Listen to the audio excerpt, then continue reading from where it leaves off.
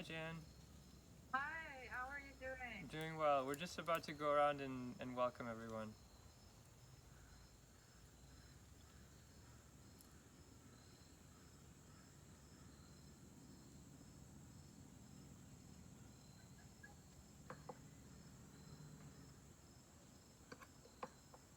So, Karine, maybe you can introduce yourself and.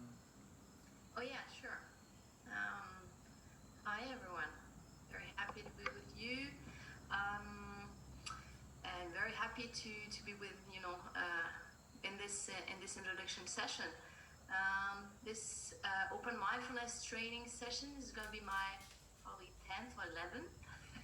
Even though it's going to be my first one in English because I live in France, and I'm at the moment, trying to develop all the activities of mindfulness for the altruistic mindfulness network that we're part of, Justin and I, in France and everywhere, pretty much. So, and I'm based in Lyon, France. So it's 7 p.m. here. I don't know whether there's anything else you'd like me to say, Karma. No, that's great. Yeah. So I think I know almost everyone here, but my name is Justin Wall, and right now I'm at Milarepa Retreat Center in the Smoky Mountains of Tennessee. And this is my second course, so I did one last year in person at Lotus Light, which is in Knoxville. And yeah, just this is the first time online. So we've been doing everything online recently, and so trying to make sure everything goes smoothly. But I think we'll have a good session today, and really invite you to consider taking the course in November. So let's just go around, just really briefly, introduce yourself and say where you're from. So Linus? Hi, my name is Linus, Tashi Dorje Linus, and this is my partner Aldo. And we are in San Miguel de Allende, Mexico, and it is 12 noon. Yeah, 12 noon, a little after 12 noon here. Thanks a lot. Okay, Pete. Hi, this is Pete in Sydney, and we're in Knoxville, Tennessee. And this is our dog. This is our second open mindfulness class. We do classes at Lotus Light and at Milarepa Center, where Justin is now, and we're part of the Knoxville community here. And it's great to see so many people that we don't know. So hello, everybody. And we're looking at taking the class in November, and looking forward to it. It looks like a great curriculum, and thank you, Karma, for your translation work on the course. Thanks, guys. Yeah. So Taylor, if you're there, I see a candle. Oh. There we go. Sorry about that. My audio wasn't on. Can you hear me? Yeah, I can hear you. Oh, okay. Oh, I'm from Knoxville, Lotus Lake. Great. Yeah, I think we've met. Yeah. So Guru Sahai. So that doesn't ring a bell. Oh, sorry. You're about to meet her. I'm actually from Oak Ridge, and let's see, this is the first time I've ever done anything like this. I think the way I found out about it was from Dustin Davis. Oh, great. So I'm just popping in to see what I think. Yeah, welcome. Great, thanks. Thanks. And Dennis, good to see you. You're muted, Dennis. Hi, Justin. Hi, everybody. Joining you from Brooklyn, New York. I've done a course where Justin was my mentor a couple of years ago. Want to learn more from Justin and other teachers, and excited to be here today. Thanks a lot, Dennis. Good to see you. Hi, Lloyd. Lloyd's coming in from his Zen garden in Asheville. Hello, Lloyd Raleigh from Asheville, and I'm very happy you finally got this all translated and out for everybody. Hope it benefits a lot of people. Thanks, Lloyd. Hey, Tom. Hello. I'm Tom. I'm also with the Knoxville Sangha, and I'm actually sitting at Lotus Light today. We just finished our Sunday practice, so it's good to see everybody. So for those of you who don't know, Lotus Light is kind of the city center in this area, and the retreat center where I'm at is in the mountains. So we're all kind of connected. Prima Mai. Oh. Yeah, hello. My name is Prima Mai. I'm calling you, connecting from Italy, from Acidoso, Monte Amiata, where we have a Dzogchen community seat with students of Choga Nakai Norbu. And I'm a Vajra dance teacher, and I met Justin last year in Meriga and also in Zamlingar. So we connected with a good heart, and I'm very interested to hear his talk and maybe also join the course. Thank you, Prima. Really great to have you. All right, Jan. Thank you, Jeff.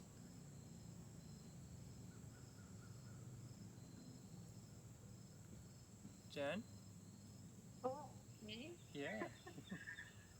I am so happy that you are offering that. So I cannot tell you when I looked up, how do you pronounce Rinpoche's name? Is that Denny? Denny, yeah.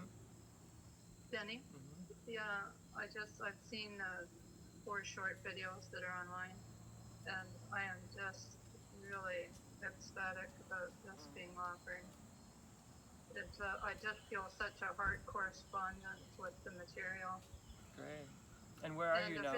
I also want to put a plug in for you, Lam. Karma has come to the center in Venice, Florida, a number of times, and is such a heart teacher. Great, thank you, Jan. So you're in Florida now. Sometimes she's in Canada. No, I'm not. We're at home in. It's 2.5 hours north of Toronto in Canada. Oh, okay, great, excellent. Okay, Jeffrey. Hi, I'm Jeffrey, and I'm just down. I'm at MOCD also, Milarepa, also Chozong, the retreat center in the Smoky Mountains. So it's wonderful to see everybody. I haven't seen people in a while, like Linus, hello Linus, and others. Hey, good to see you. It looks great down there. One of my favorite places in Mexico, San Miguel de Allende, you said? Like, yep. Beautiful. Okay. Great thermal waters there too. Okay, thanks, Jeff. Hi, Colleen. Hi, everyone. My name is Colleen. I live south of Minneapolis, and Justin and I met at Taramandala maybe in 2017, and I think the universe aligned us for a reason, and I highly recommend him as a teacher. So it's great to be here. Thanks, Colleen. Andrea.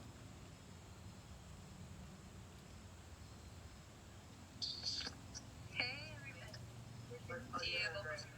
Oh, I'm sorry. Is there another? No, I'm just going through the list. You're good, Andrea. Oh, okay. Okay. Yeah, I'm here with my little puppy. I'm in California, North Bay area. From Tennessee and from the Knoxville Sangha. Really good to see everybody and really miss you all. And yeah, I'm really hopeful to be able to take this course. So for the second time. Great, thanks, Andrea. Thank you. Susan. I'm Susan from Sarasota, Florida, and I just got Jill Lori's email about this introductory session, so I tuned in quickly and can't wait to hear more about it. Great, thanks, Susan. Good to see you again. Kukuli.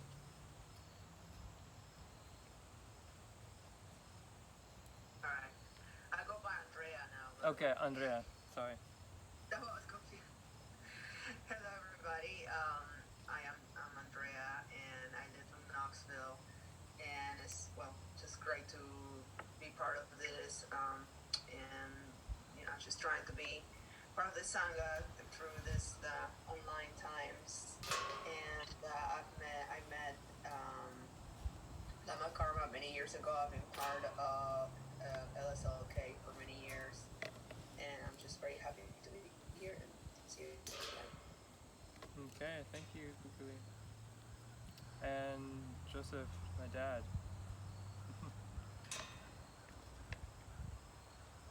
Yeah, you're muted, though, Dan.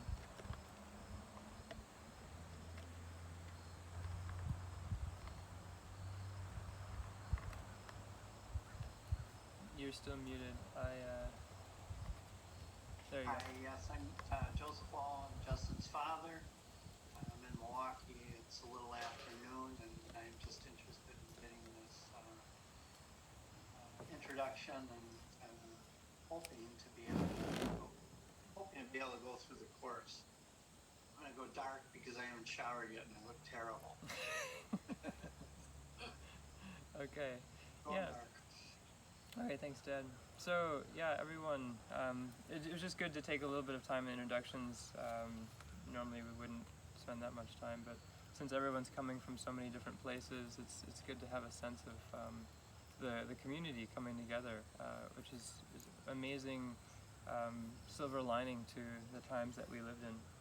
And I would otherwise probably be doing this in person and wouldn't have such a diverse group, so welcome. And in general, this is a way of getting a sense of the 8-week course that we'll be offering in November and December, and wanting to give you a taste of both the style of meditation, so an experiential taste of what it's like to practice open mindfulness, and also a little bit of the theoretical background, and also a little bit of the community background, so the network of open mindfulness. And Corrine is actually the head of that, so she can really add a lot to that discussion. And I'm also a newer facilitator. I've been teaching, as many of you know, for many years, but with open mindfulness, it was just translated by me in English, and so this will be the beginning in some way. And also really looking forward to training people as facilitators who are qualified. It's a bit of a rigorous training, but being able to have qualified facilitators will really help. I think it'll help the mindfulness movement in general to have a little bit more depth and rigor, and it can help the facilitators tremendously by giving them a training and also being able to offer their gifts in a container that's very direct and accessible. And obviously, everyone who participates, there's great benefit. And so that's a little bit of where we can start off from here in terms of the kind of environment of what we're trying to cultivate. And you may have seen now there's an explosion of online retreats because of COVID, and there's drawbacks and there's advantages, and but in this case, anyway, we're really approaching this course as a retreat, so that if you decide to step into it for 2 months, you're really creating a boundary of sorts, so that you can almost put yourself through an experiment. Through the experiences, meditations, and teachings, you can see through that container what is changing and what benefit is accrued through committing yourself in that way.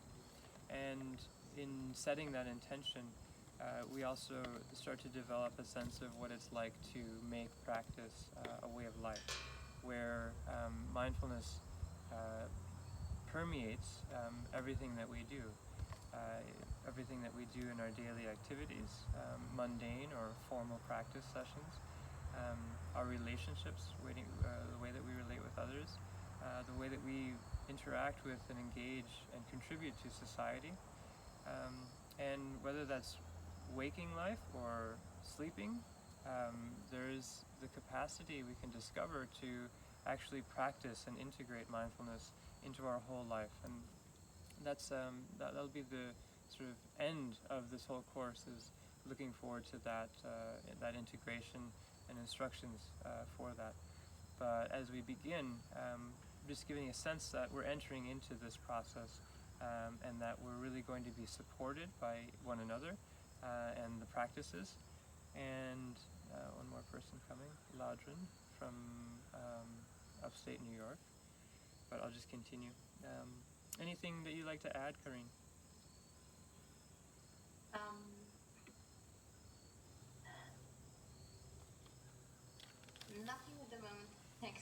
Okay, great. So yeah, we'll come around at the end and talk more about the specifics, the nuts and bolts of what the program will be like. But for now, in the next hour or so, we'd like to just give a taste of, as I was mentioning, a taste of the presentations and the practices. And really the best way to start, and oftentimes I start the sessions just jumping straight into meditation. And so if you can find a comfortable place, find a comfortable seat, we'll do a short meditation, just 5 minutes.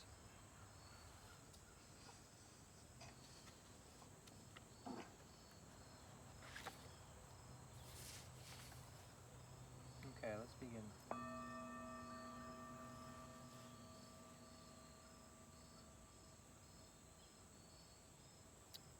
Begin by feeling what it's like to settle into your seat and really feeling your body in contact with the chair or the cushion.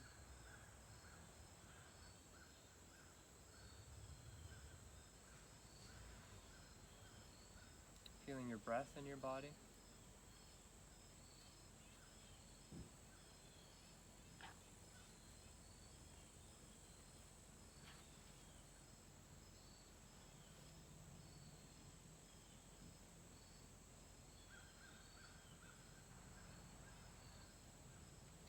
And now with each breath, just relaxing, allowing whatever tension you're feeling in your body as you breathe in to be released.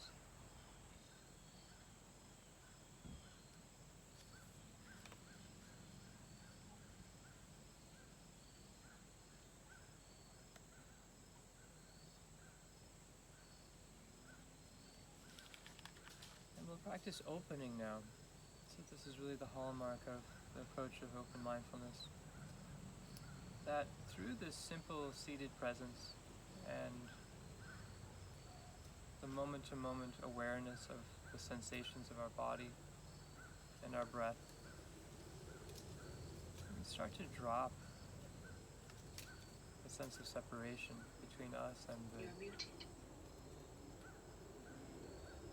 So this is really the hallmark of open mindfulness, this process of opening. So as we are feeling our body and our breath in our body, softening the boundary between us and the environment around us, opening the senses, opening the felt sense of the body all around.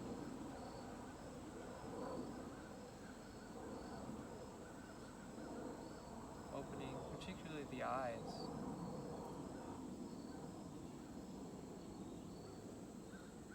Widening and softening the gaze.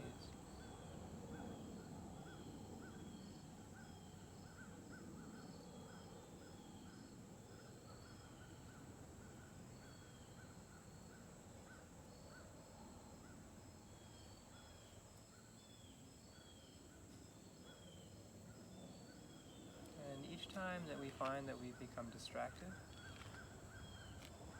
just gently coming back to this sense of openness, presence of the body,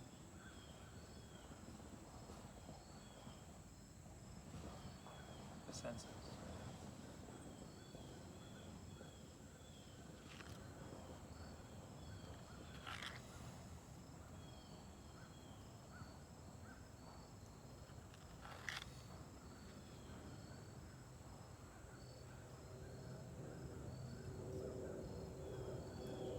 Following the breath, using it as an anchor.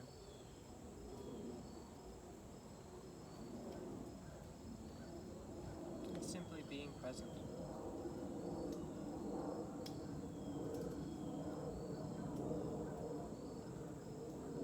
Without any agenda.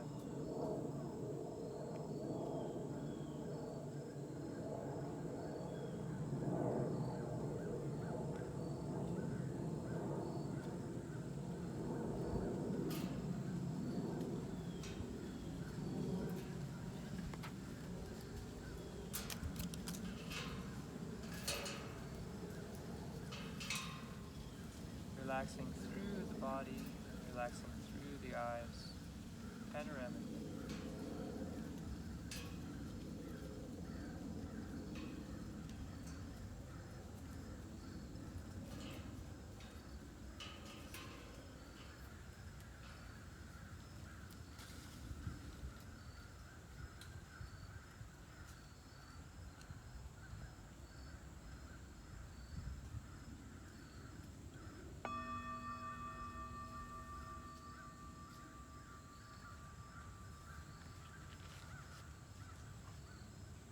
Okay. So just a taste, and we'll come back to different dimensions of that as we progress. Just touching in the sense of openness and the uniqueness of the approach here. I'd like to hear from anyone, if anyone has anything to share, or if anything was difficult for you, challenging, you can just share with the group. Generally, we'll be using these periods to reflect, to really come to know one another better. Sometimes in smaller groups, sometimes in the large group. So it's really important that we share. Positive, negative, bored, anything. It's all good. They'll just invite you. You have to unmute yourself.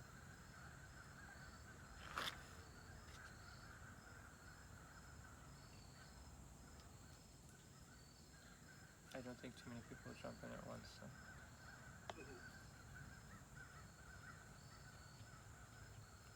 Well, I found it's helpful because my body's aching, and not like it's painful, but it was a source of boundaries, borders in my body. Oh, my shoulders hurt a little bit. We had some mezcal yesterday. My head hurts. So there's actually something to focus on and something to actually relax. Like I have a reason that my body needs to relax. So it was like an appropriate setup for this, to come in and to use this moment to relax these tensions and aches and kind of ignore them and just let them be in a way. Thanks. Yeah, thanks, Linus. And this is something you can put a bookmark here. Those of you that go on with the course, this very first introduction, in many ways we're going to be going through many things from now until the end. But in another way, we're going to be making full circle back to this very same place, where there's nothing really more to do. There's nothing really more to necessarily discover. So as we circle back, we may notice that many things have changed and nothing has changed. So just to have that in mind. Anybody else?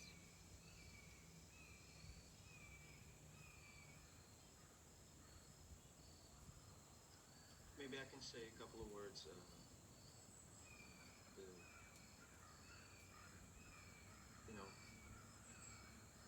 We're saying to make container bigger. Containers being our awareness, because we usually so automatically focus on what's bothering us, or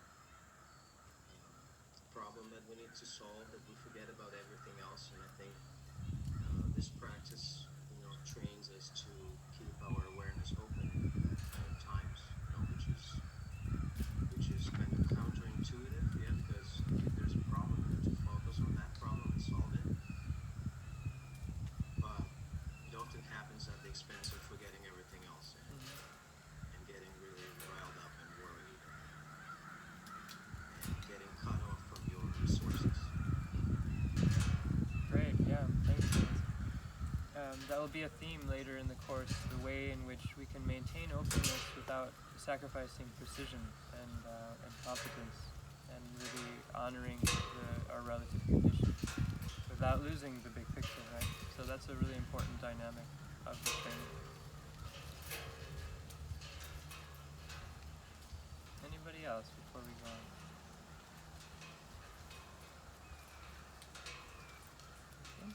Yeah. say hi? No. Okay. Yeah, for me, it was very hard to stay present because, you know, over there's a dog barking and my dog is barking at somebody walking by and, you know, somebody's moving through the house and doing this, that, and the other thing. And so I'm like Right. popping out and out to see what they're doing, or do I need to take care of that? Do I need to, you know, is there something I need to do about that? So it was very hard for me to stay present with it. Yeah, right, exactly. And that's so much of the training is also learning how we can remain relaxed and open, and allow enough space for things to come through, many thoughts, many sounds, many emotions, and that ability to stay present and attentive actually is a function of relaxation and openness. And the more space that we give, the more stable our mind becomes. So we'll look at that a lot as well. Thanks.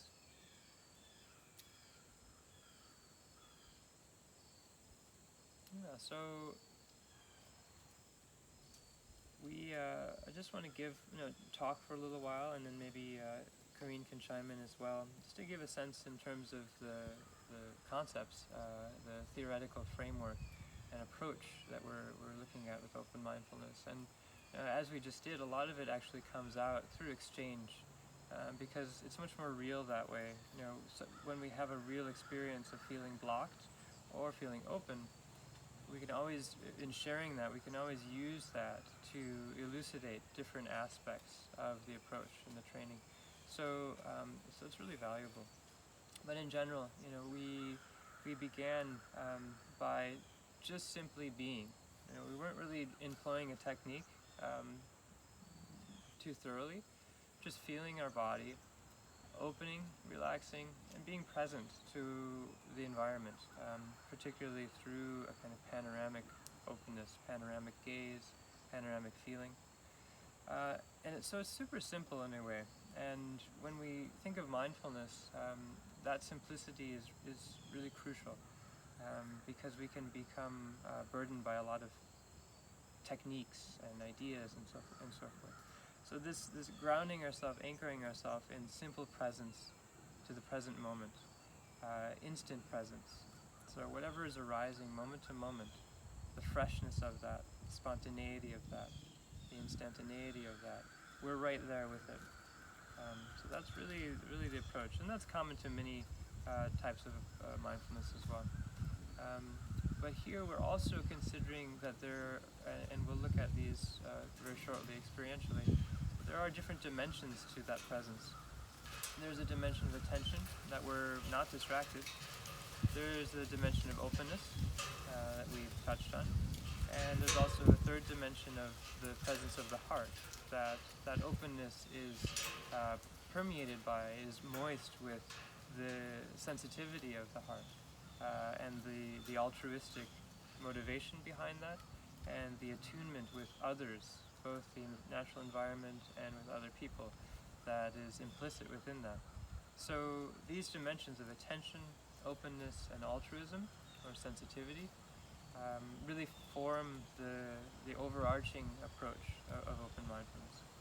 And so we have this interesting, there's lots of things to talk about with the mindfulness movement, both negative and positive.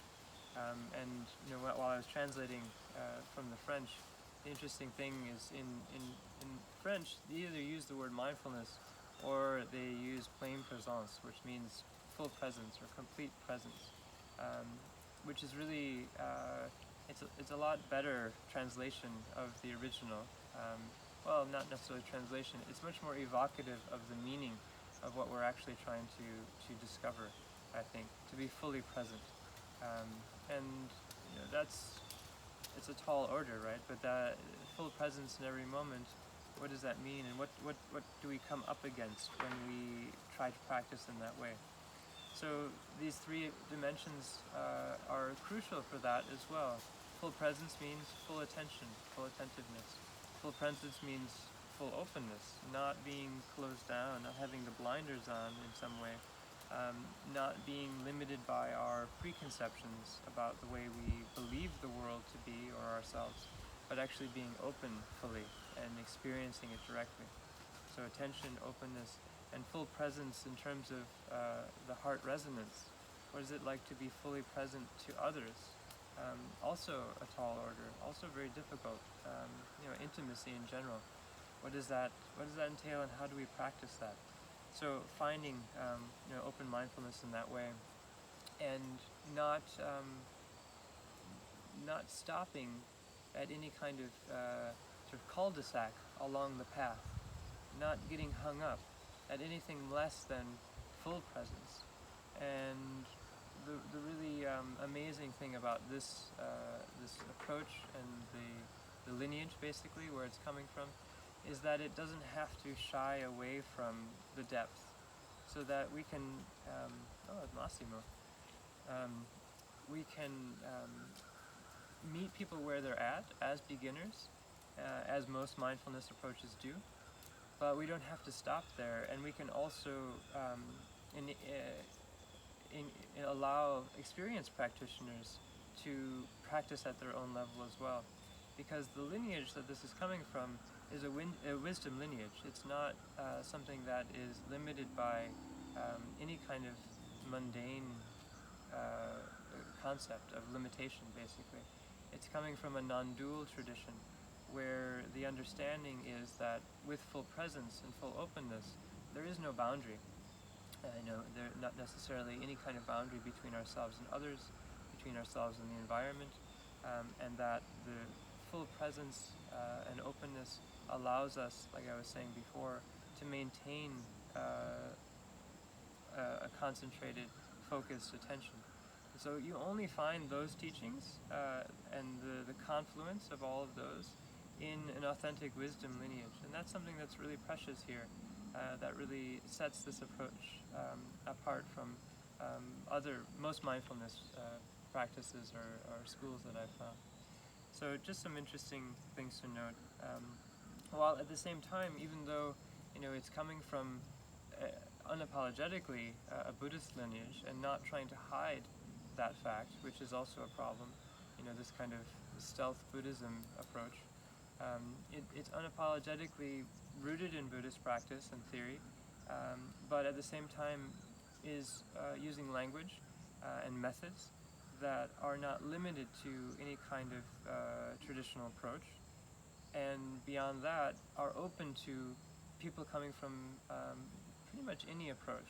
There's a limit to that, and we don't have to get too complicated, but we just say that it's open in that way as well, in terms of if you're coming from a different faith background, if you're completely secular, agnostic, atheist, all of pretty much anyone, especially in Euro-America at least, who can approach this, can do so without necessarily needing to change their identity, their belief structure, their confessional status, that kind of thing.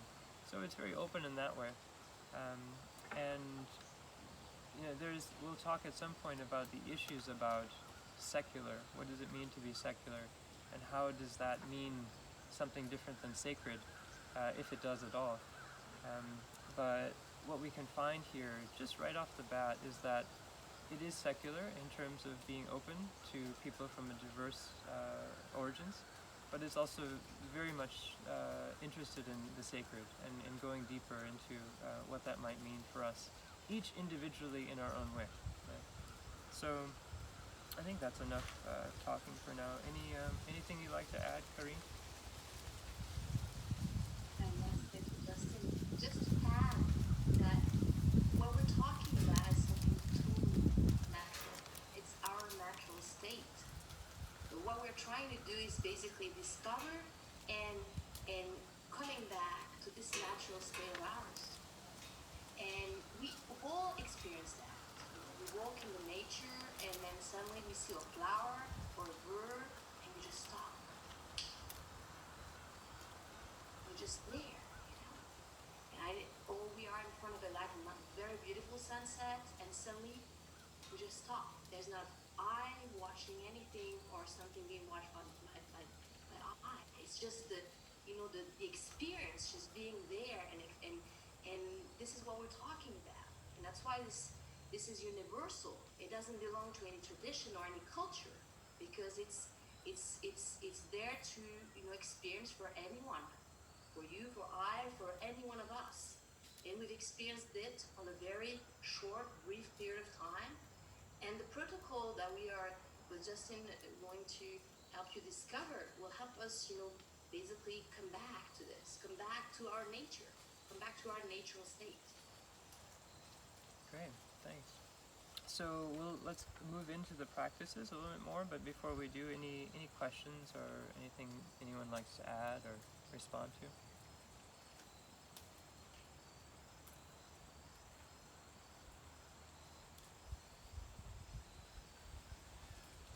I tend to be very critical of the mindfulness movement, so even in what I've just shared with you, I would argue with myself sometimes. Can I ask a quick question though? Yeah. Maybe from the mindfulness teacher or instructor standpoint,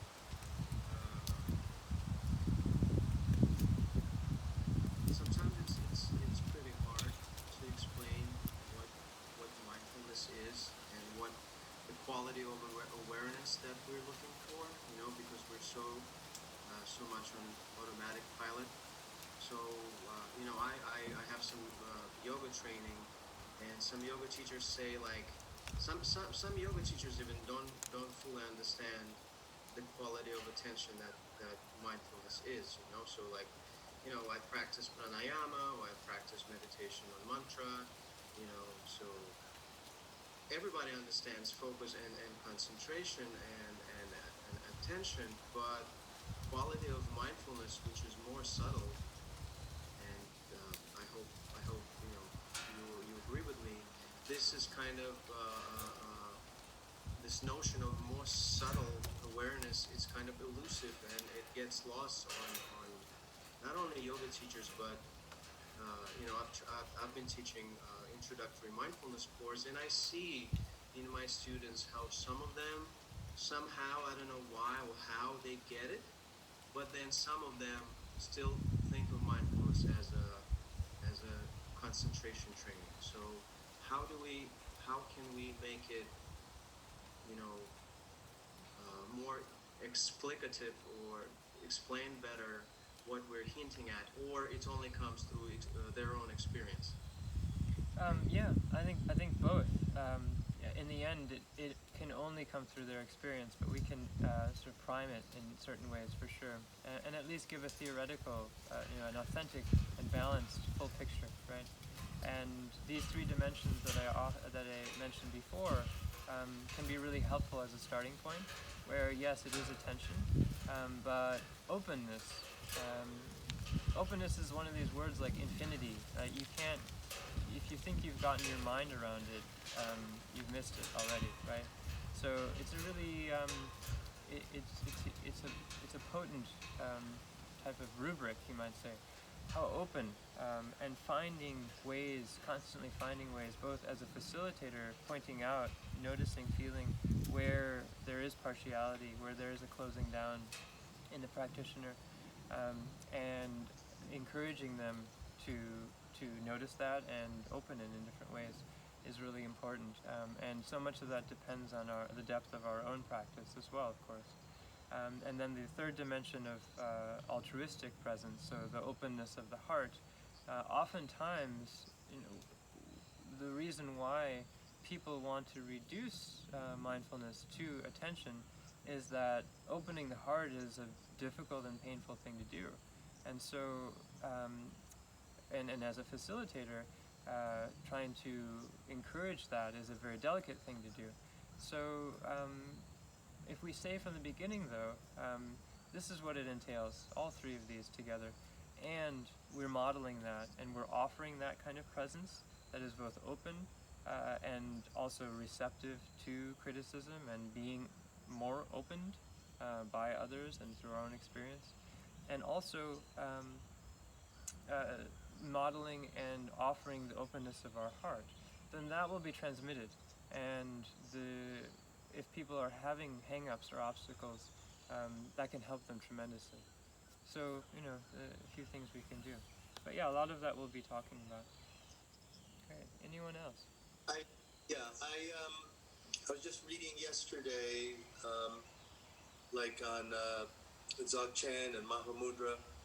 And what stuck in my mind was the emphasis on there is no direct way that somebody can just snap to it, that the instructions always come indirectly. Mm-hmm. That the descriptions, the practices, that it's a continuous kind of feeding of indirect descriptions, indirect methods, that eventually you start to, through your own experience, slip into the experience of it. Mm-hmm. Not the method, but I get that that the methods have to be indirect to point to something as direct as your awareness is. So that's very interesting.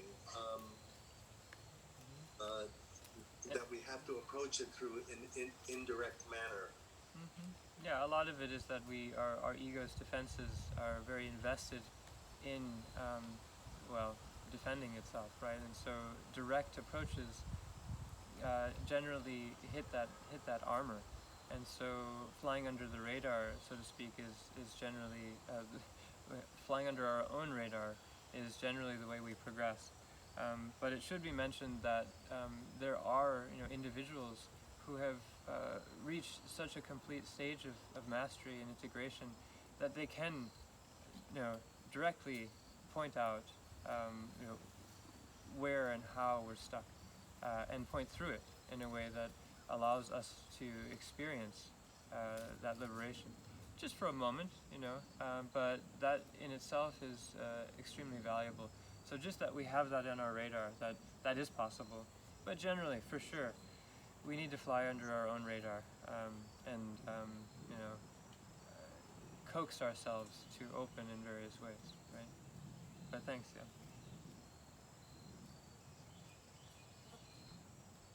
Anyone else? So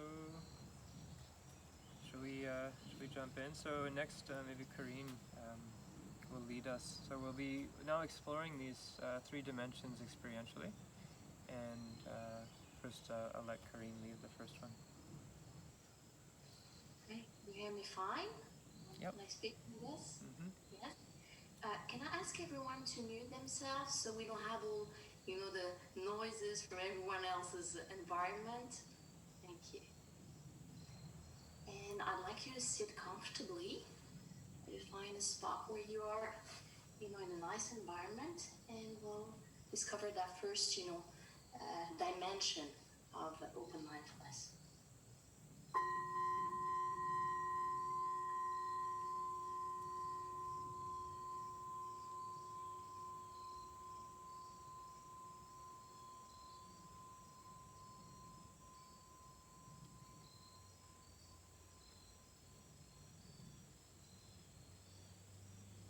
Sitting comfortably means being either cross-legged or sitting on a chair with the back straight. So not leaning back if you are, on a chair in particular. Feeling the entirety of the body.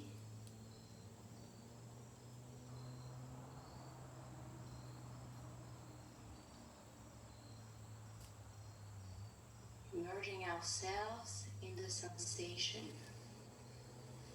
body sensation.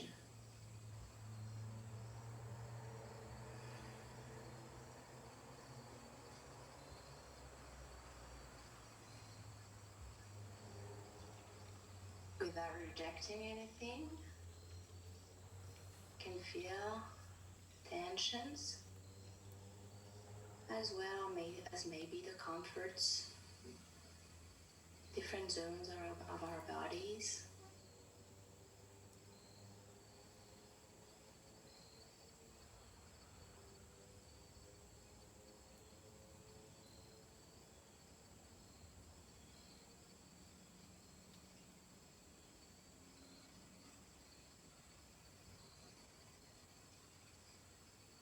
We can remain present in whatever sensations emerges in the instant.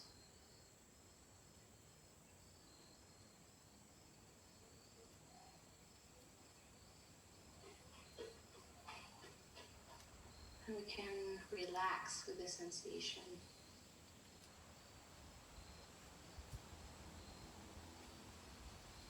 Merge in with the sensation.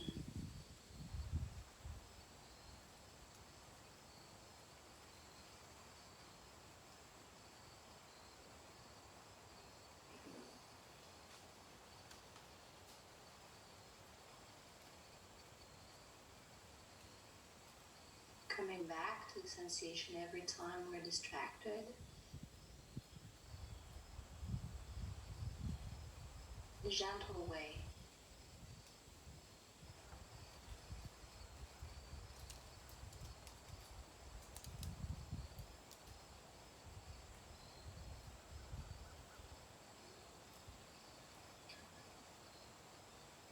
Maybe we can experience or feel in the sensation of the breath going through our body.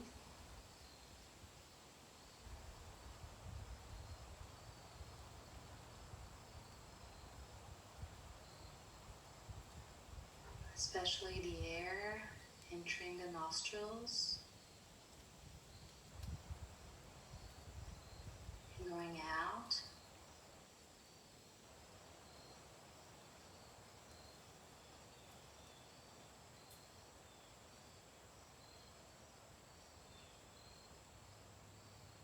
Attentive to the coming in and coming out of the air in the nostrils.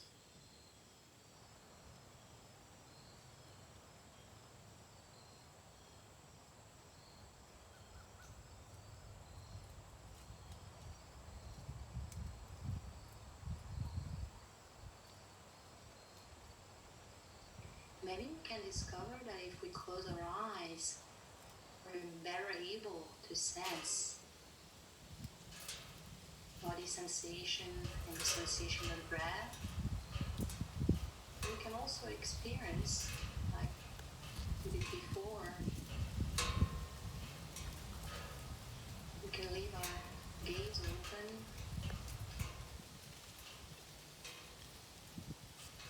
and still perceive continuity of the breath.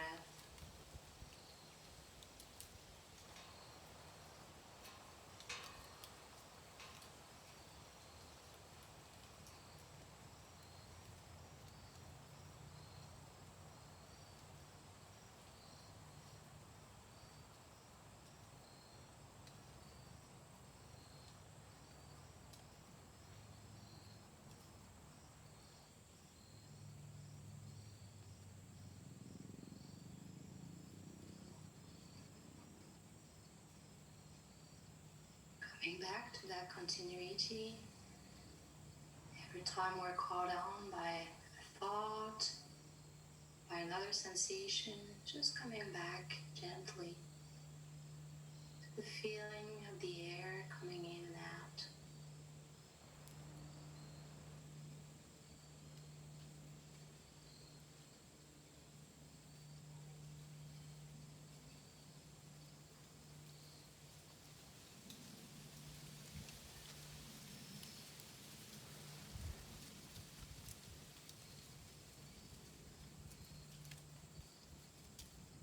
And just letting the breathing be.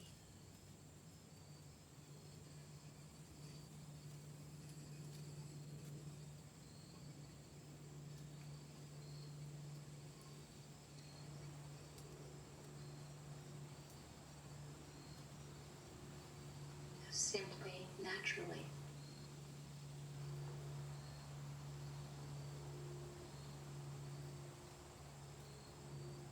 With no add-ons.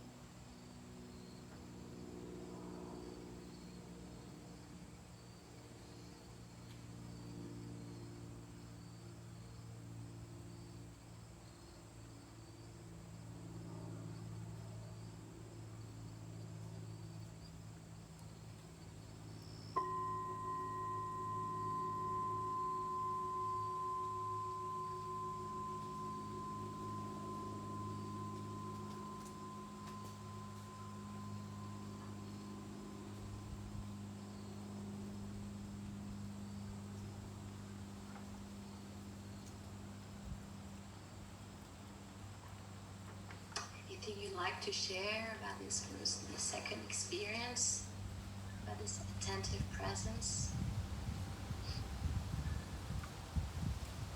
How was it for you?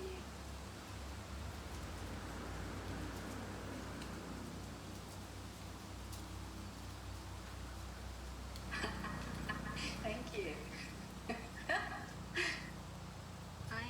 Hi, Karma.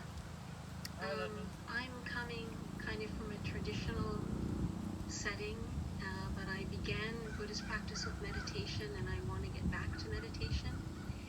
And so it's very nice and very, very enjoyable to come into this.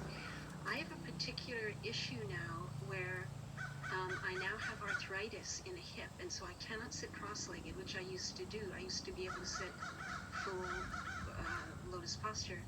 Now I have to sit in a chair, and it's different. But also I haven't really had enough time to meditate like I used to, which was a long time ago now. But are there any things that you could say about that, about sitting on a chair or dealing with kind of physical issues like that?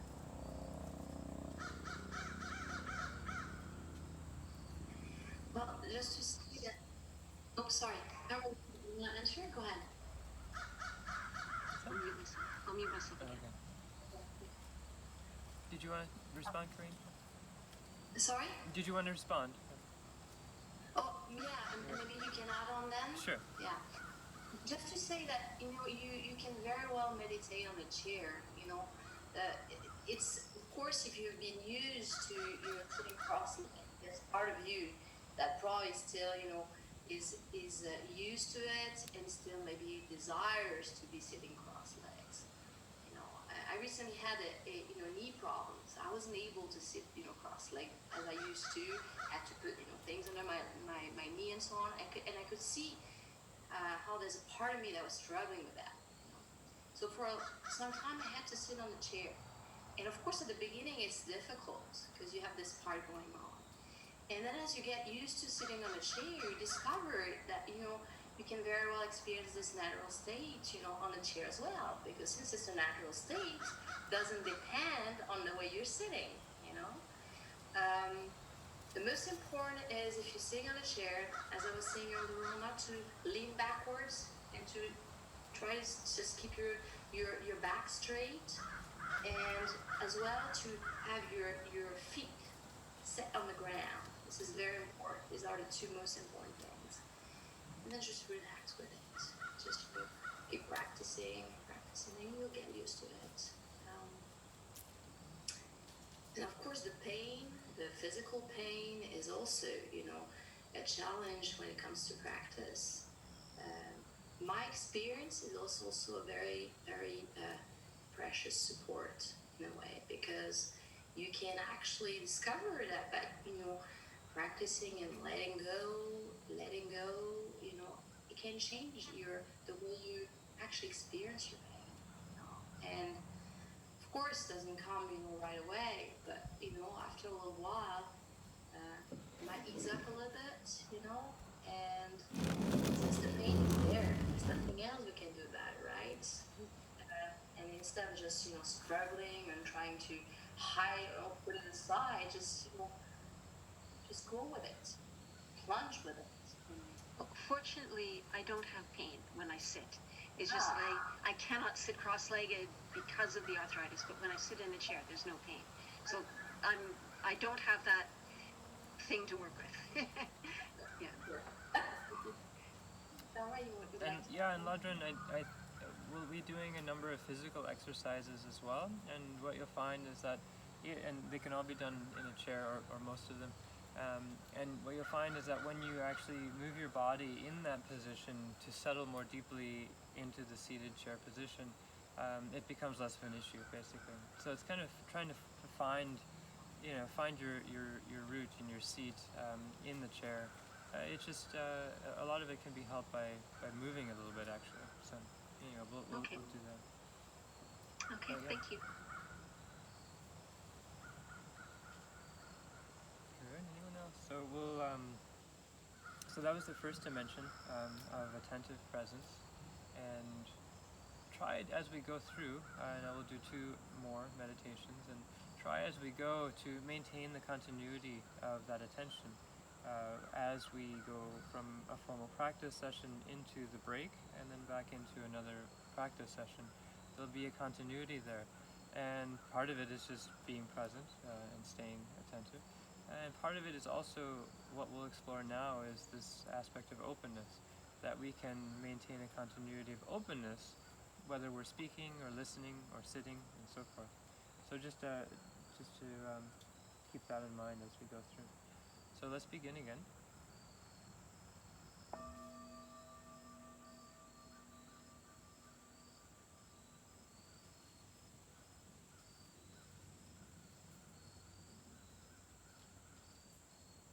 And feel what it's like to pick up where we left off.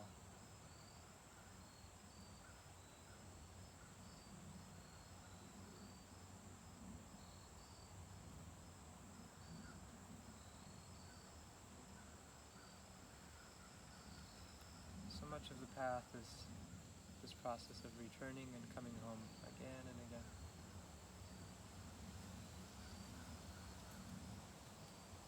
So we're feeling our bodies, we're feeling our contact with the floor and the cushion.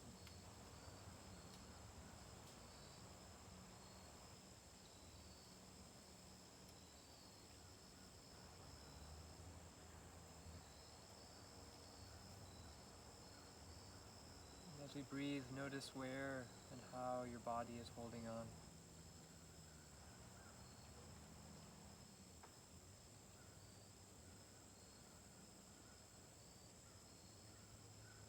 Allow the body to come into the posture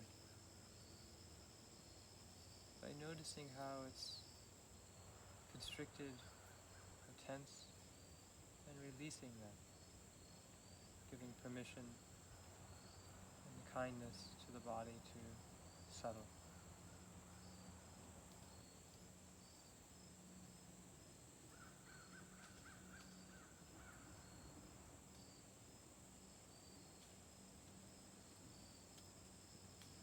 Feeling the breath in the body.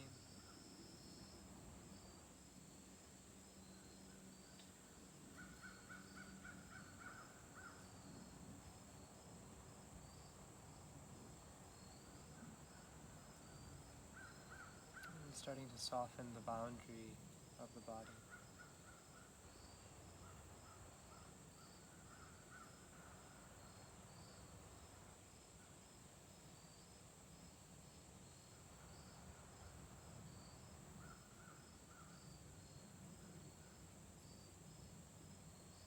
Particularly softening through the gaze.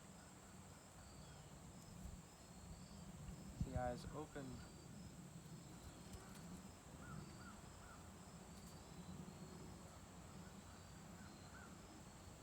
Noticing the tendency to apprehend. Explore what it's like to simply see.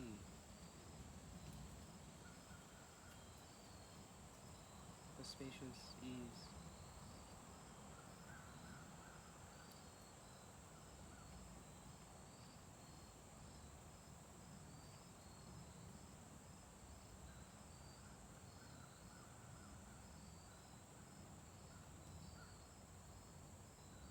Relaxing and opening through that gaze panoramically.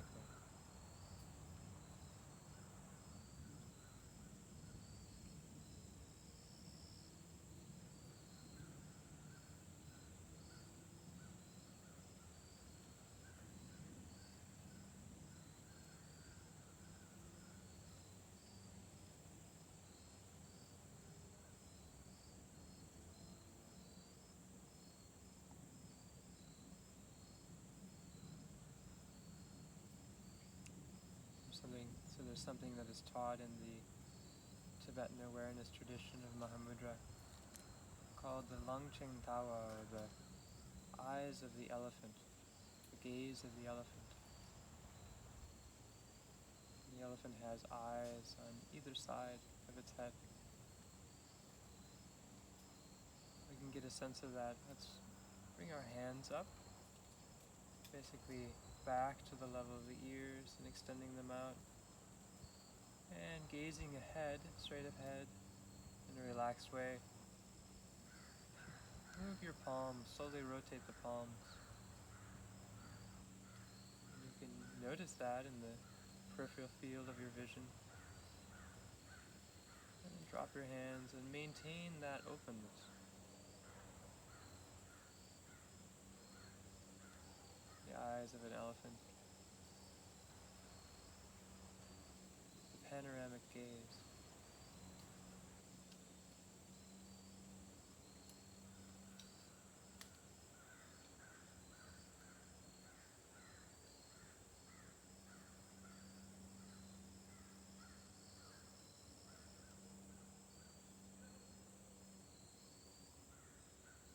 Being able to rest in this open gaze.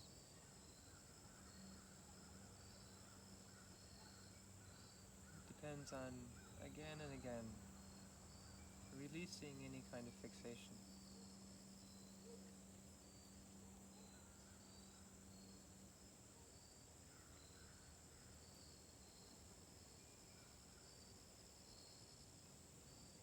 Any narrowness.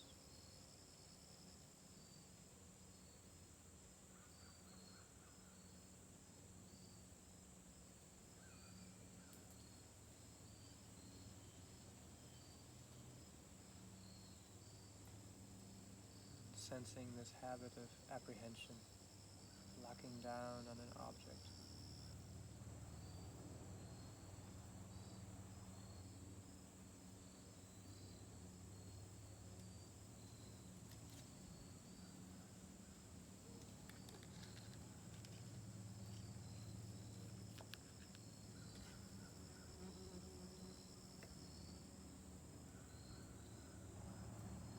In Tibet, the metaphor is often given of a shepherd sitting on top of a mountain with a wide open gaze, simultaneously watching all of his yaks.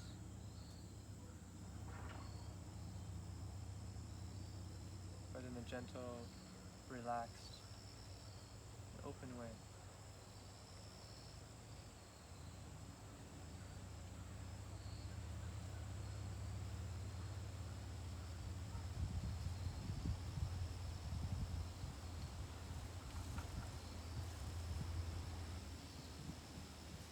Or like a mother cat, lazy and relaxed, keeping track of all of her kittens.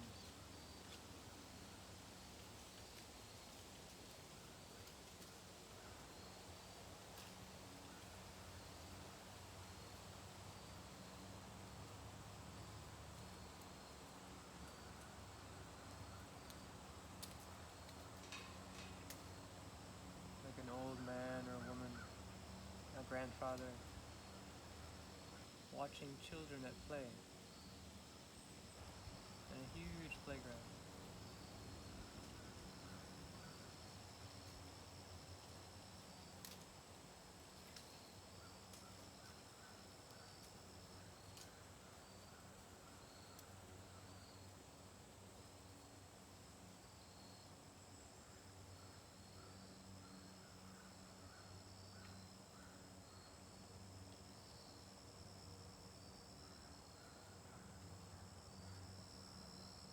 Whether you become distracted or fixated, notice this, and again relax, opening panoramically.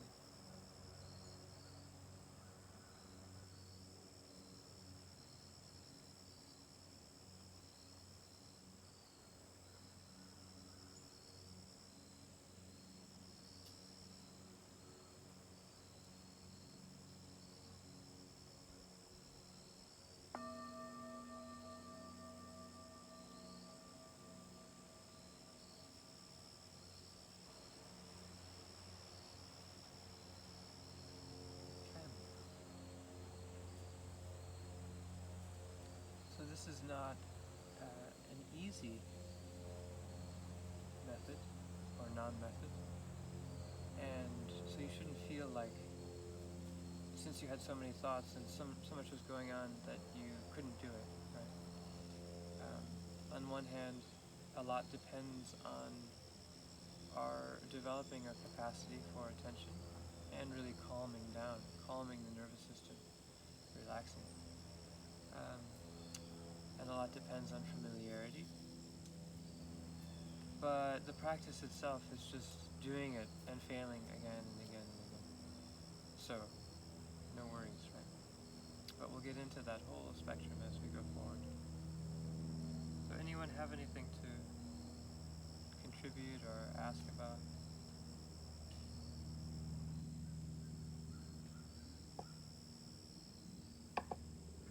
Justin, Dennis is asking, do we always keep eyes softly open in this style of practice? Yeah. You put that in the chat. Oh, I see that. Yeah, thanks. Yeah, I mean, mostly, yeah. Unless, like what Corinne was doing, especially with working with the body, it can be helpful to develop the somatic sense of the body to have our eyes closed. But yeah, generally eyes are open, and this is a common question. And so much of it is related to integration, because most of the time our eyes are open, and so if we've practiced, then we're able to integrate our practice with our daily life much more fluidly. But it also has to do with this connection between the eyes and the heart and the body, where when all of these are relaxed and open through the eyes, awareness can also be released of its kind of encumberment. And so there's a kind of a subtle connection going on that happens when our eyes are open. Relaxing through the eyes, I was trying to give that instruction. When you start to feel what that's like, the relaxation and the openness of awareness through the eyes, it becomes a really helpful tool. So yeah, but thanks. Yeah.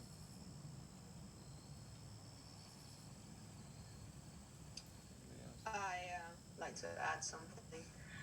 I found it very similar to something that I've noticed that happens when. So I'm a performer. For those that don't know me, I'm in a performing arts. So I found it very similar to when you come into stage, and it's automatic though, and it's like I never thought about it, but something I guess I just learned by intuition.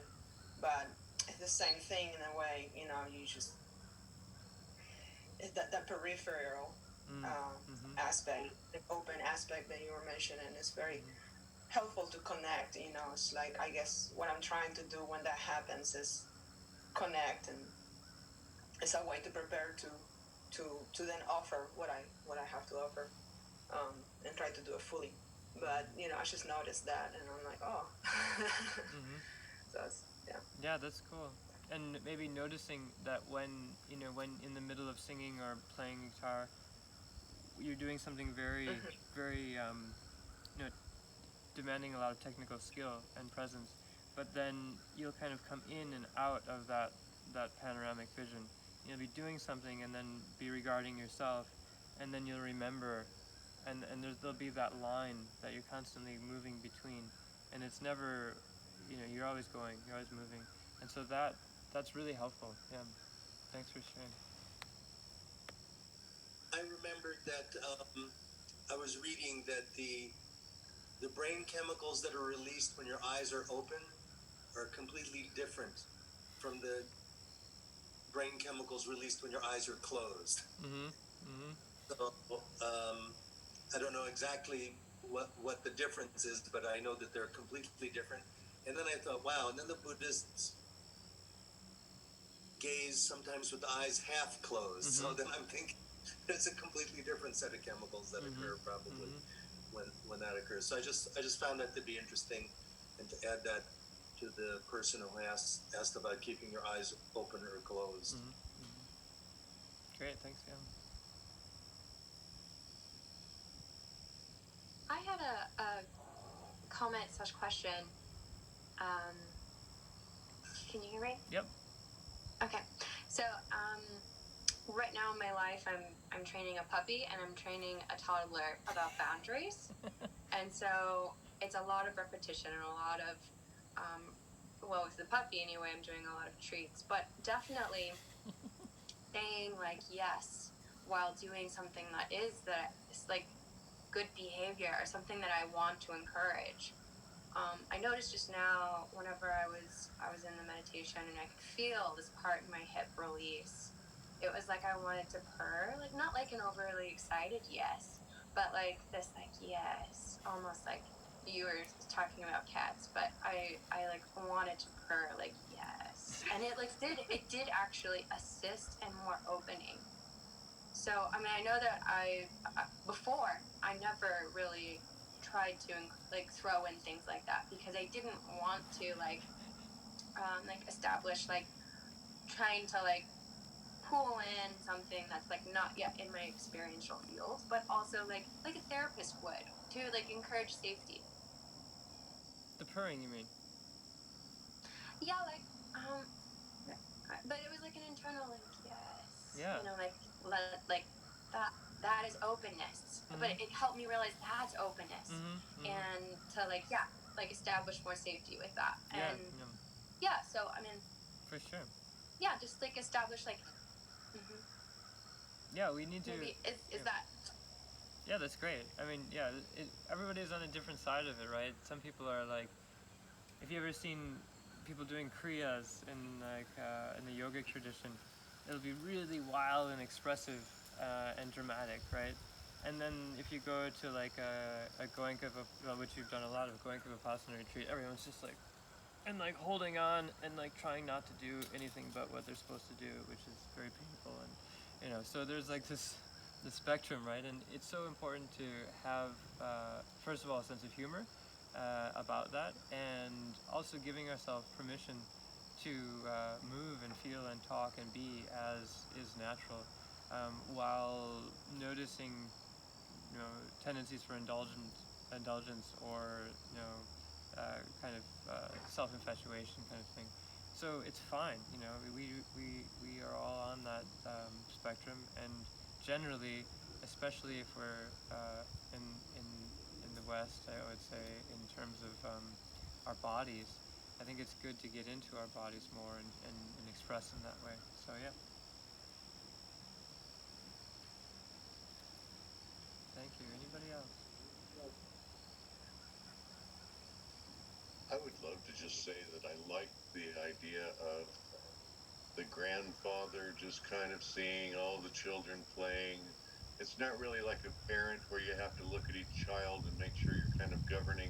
You get to let them just be what they are. They're just children, and you smile and enjoy them playing. And the ability to look at my thoughts that way was I liked that. Thank you. Yeah, right. Yeah, that's from there's a Mahamudra text by the 9th Karmapa, who's the head of our lineage, and he's got all these great metaphors like that. But yeah, the cat, the mother watching her kitten. So Justin then is adding a comment and a question on that. I like the elephant eyes exercise. What other exercises are there in the course? Do they also have animal names? We can give them animal names. That's more of a training of a gaze, and that's really the only training of the gaze that we do, although there are many that could be done. But most of what we will do are physical movements, generally while seated, some are lying down as well, and that's a really significant portion of the training is working with the body.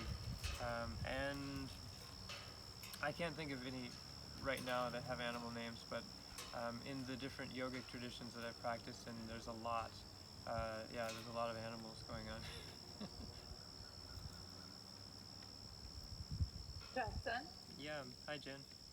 I don't mean to be silly, but when you were leading us through the panoramic gaze, I kept hearing crickets. Are you outside? Yeah, there's a lot of crickets. At least it's not like on Wednesday when I was leading a meditation, there were shotguns everywhere. And not only crickets, but it was in, what do you call that? Coming through two speakers? Yeah. Stereo crickets, good. Yeah, stereo, thank you. Yeah, it's very good. There's so much to say for practicing outdoors, and the aspect of panoramic vision is really helpful, especially if you're in a spacious kind of location, and just in general, being in the natural environment, our senses are awakened. Our kind of animal sensitivity is awakened. So really recommend it as much as you can. Well, that's really amazing because when we live in the forest, and when we first moved here, I had no idea what animals were here or what could possibly appear or occur. So right away, I mean, instantly we moved here, I kind of was like, this spaciousness I think that we're practicing right now, because honestly, I had no clue. I had never lived in such a huge, enormous, lacking in boundaries place before. Great. Yeah, thank you, Jen. Interesting, yeah. So we only have a little bit of time left, so I'm going to go and get into the final meditation. And again, noticing now how we can find that thread, the continuity, if we've lost it, and then just settling in again for another short meditation. It's helpful to build from the ground up, so to speak. So beginning again with the body, connected with the earth.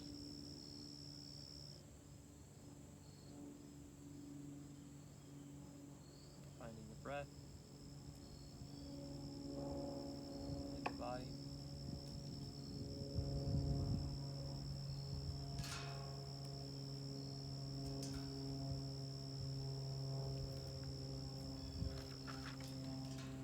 And really relaxing. And as we breathe, releasing tension in the body.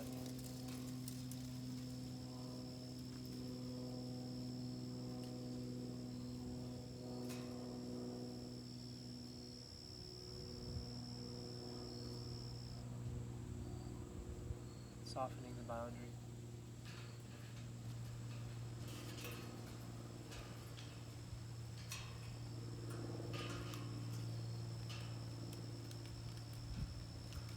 Softening the gaze.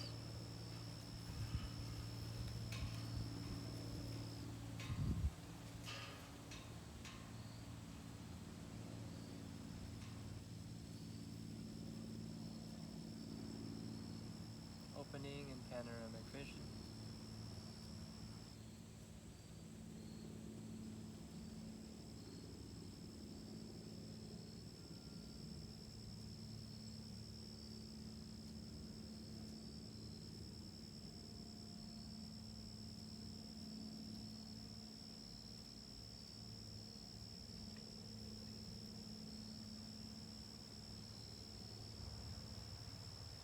While we're resting in this relaxed openness,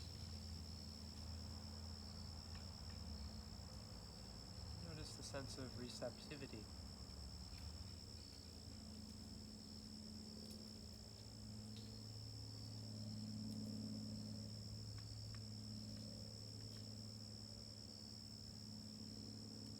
What is it like to welcome our environment?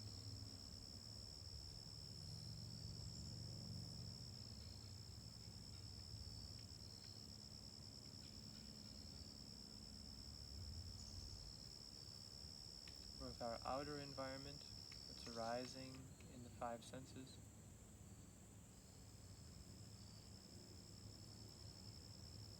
and our inner environment,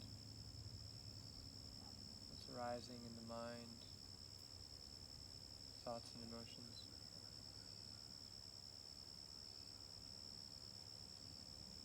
Welcoming.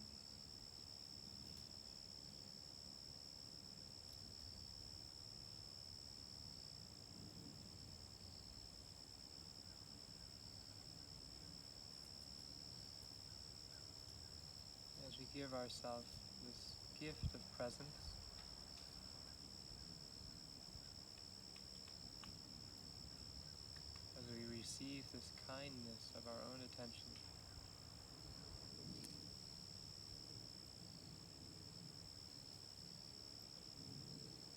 become more receptive, more able to receive.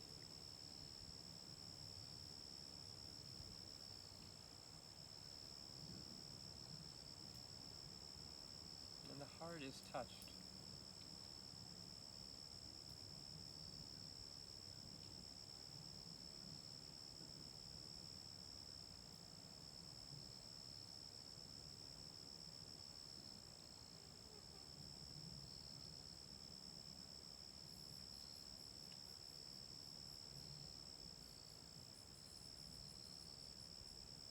Our heart is participating.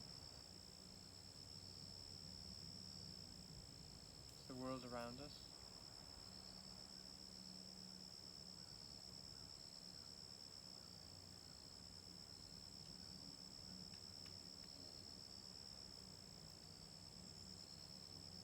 What is arising arises within the space of the heart.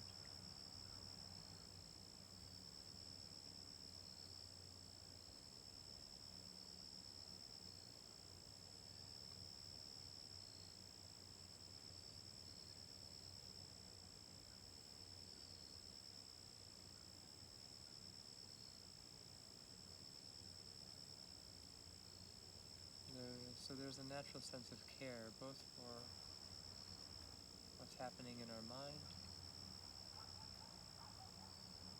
and what's happening around us.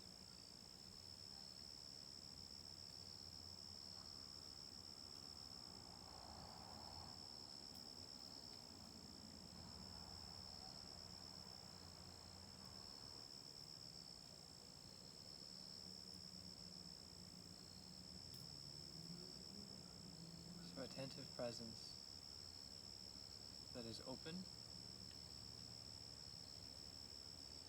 It's not neutral.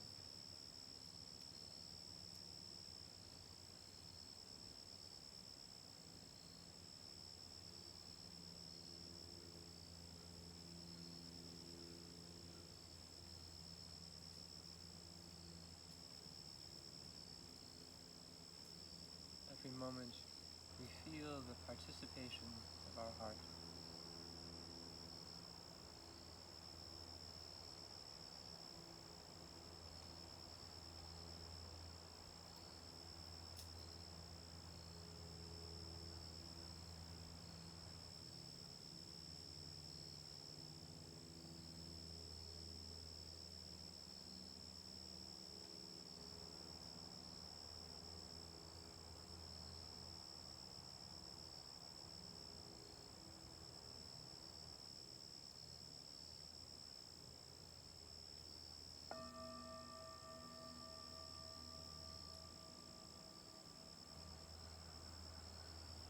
Okay.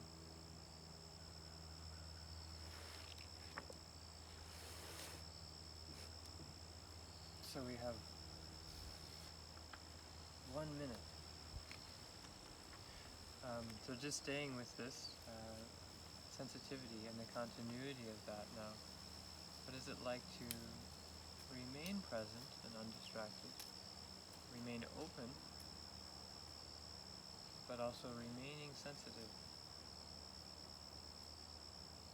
Even more difficult because of all the things that can impinge on our delicate heart, right? The vulnerability of an open heart. And so training to give ourselves enough space, to give ourselves a heart that is big enough to accommodate whatever arises without shutting it down, without ignoring. So we have a sense now of what we're trying to approach. So anyone have anything to contribute? Justin, maybe a quick question. Are there more this kind of hard practices for the heart, or loving kindness, or tongue land type of practices in the course? Yeah. So it's one third of the whole approach. You might say, in theory, in terms of actual practice, there's probably about maybe 1/5 or 1/4, maybe.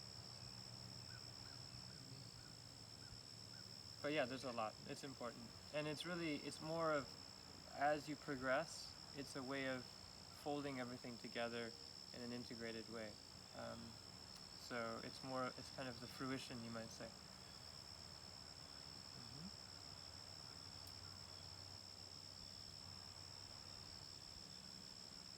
Anyone else?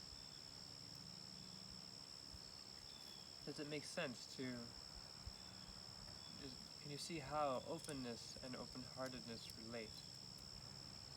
And also potentially how you can have openness in some limited way, but the heart is is refusing to participate. Or also you can have openness and you feel the resistance of the heart. That's fine too.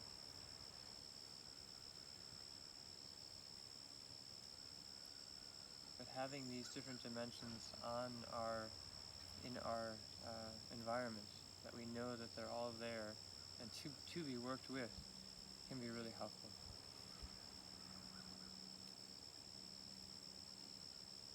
Anything else before we get into the logistics?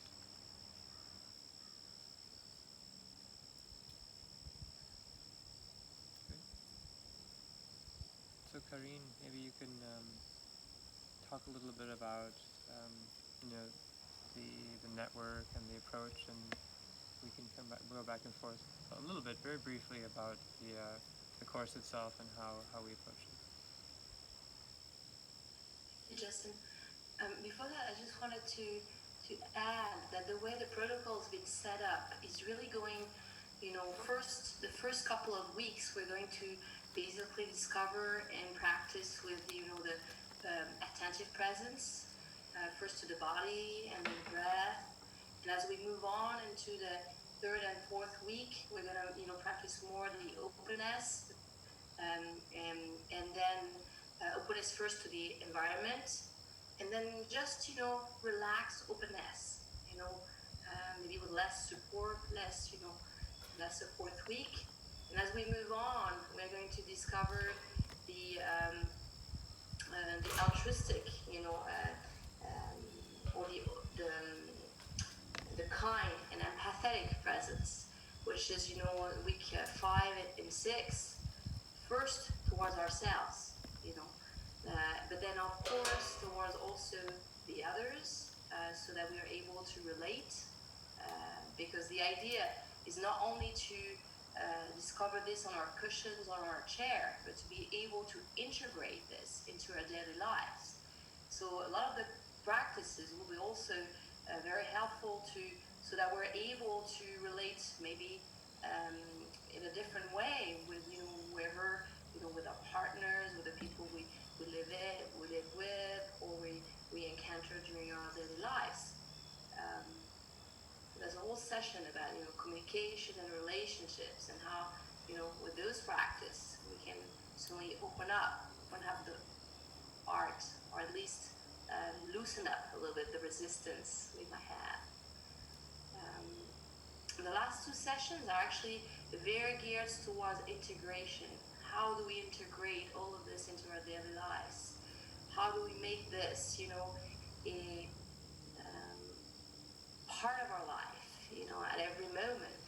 This is really, if you embark with, Justin and I on this journey, this is, what we're going to go together about.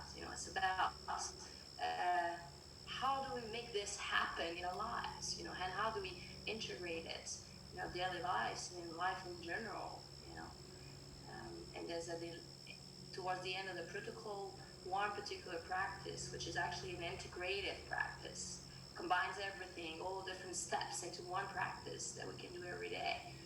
Of course, when we're not, on our chairs or cushion, and then can have a little touch, during the day, a lot of reminders. That's also part of the protocol. I'll put, reminders first, with specific circumstances, and then there'll be instant reminders that, will pop up as we practice. That's the more or less the format of the 8-week. I don't know if you want to add something. Yeah, and just as we've been doing in the actual sessions themselves, we'll be doing once a week for 2.5 hours. You know, a lot of it is driven by responses, and so being able to develop a reflective capacity in your own practice is really important. So both on your own, there'll be a journal that everyone will be given that will develop that capacity to reflect. It's also a motivational tool to sort of say, okay, I did this today and what happened. But beyond that, it's a way of deepening our practice experience by being able to reflect on it. And then in the same way in the group, being able to share and articulate verbally, especially what we're experiencing, opens up new doors. And you know, there's a very important connection between having words and developing words and having experiences. They kind of happen together. So as you see, like there'll be a lot of exchange, and the direction of the course is set to a certain extent, but is very much also dependent upon who shows up and what they're sharing. So a lot it comes down to you, right? So. Yeah, to add on that, there's this part, but there's also some short, presentations like Carmen's been doing tonight. So to help us, with our practice, to understand better, to put words so that we are giving a direction to the practice. So there'll be, it's actually one part that's pretty, I should say, different from any other, mindfulness protocol that I know. That it's not only about practice; it's about also putting words based on the tradition that Justin was referring to, so that we're able to get a direction and help towards the discovering this natural state of ours. Yeah. And as well, I wanted to add that if you embark on the journey with us, it's a gift you're making to yourself, a gift of practice for 8 weeks or 2 months, as Justin was saying, a retreat. But you're also committing to at least 20 to 30 minutes practice a day. This is where every week we'll meet, but then every day you'll have specific practices that we'll have discovered together. You have to practice on your own. We will give you a lot of hints during the practices, during the meeting we have together. Then you on your own, you have to commit doing those 20 minutes to 30 minutes, maybe 45 if you have more time, and that's part of the training. Really, the training is not only during the 2.5 hours that we're together. It's 3 hours. It's about everyday practice, because regularity and everyday practice is the key to integration. Great, and then also just in these sessions together, of course, there'll be confidentiality and privacy, so that whatever we share is kept with the group, and just cultivating this ethic of welcoming and inclusion is really important. So yeah, anybody have any questions about anything going forward?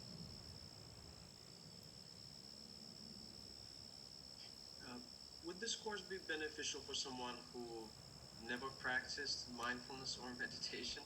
If I want to recommend it for some people for sure. that are outside of... Yeah, that's what I was saying before, is that it can really meet you where you're at, and also meet people who have a lot of practice where they're at. So yeah, definitely. Good. So we'll all of you found your way here, so I imagine you can find your way if you're interested in registering. It's on the website and also on Facebook, and everyone who registers will be given an electronic copy of the book, so Lamadeni's book that I translated. It's still a little bit rough, but not published yet, but you'll have access to that. And we'll have weekly meetings, and you'll also receive this training journal that will help you to to stay on track with your daily practices. And yeah, so just want to close now, unless there's any more questions. Somebody just shout out. Just want to close with a dedication. So whatever goodness and whatever benefit there's been, and whatever kindness towards ourselves and others here, whatever merit there's been, may that be dedicated to benefiting all beings everywhere. So just feeling that and making that gift to yourself and to all beings.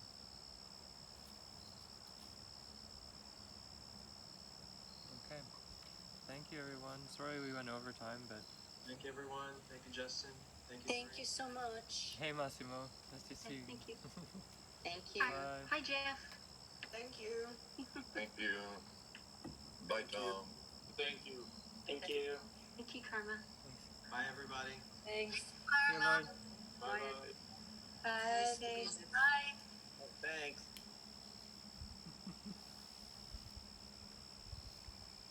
Ciao, Massimo. Hi, Massimo. He sent me a message. He popped in. Good to have the Italians here.